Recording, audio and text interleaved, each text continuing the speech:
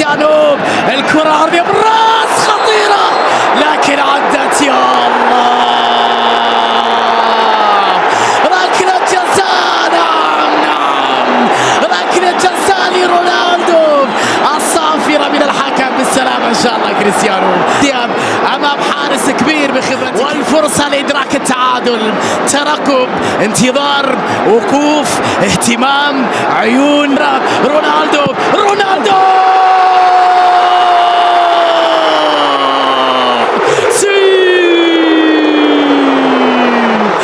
كريستيانو يبدأ المشوار في ملاعب المملكة من استاد الملك فهد الدولي.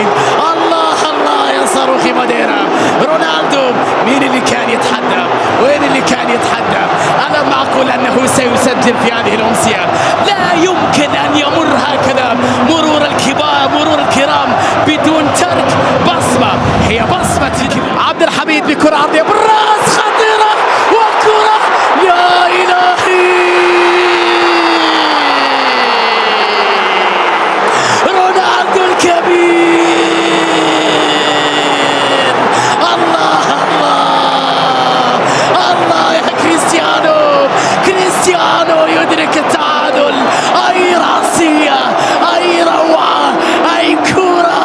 رونالدو لم يشبع. ألم أقل لكم احذروا كريستيانو؟ رونالدو لم يشبع. ليلة كبيرة يا صاروخي ماديرا، مرحبا بك في المملكة.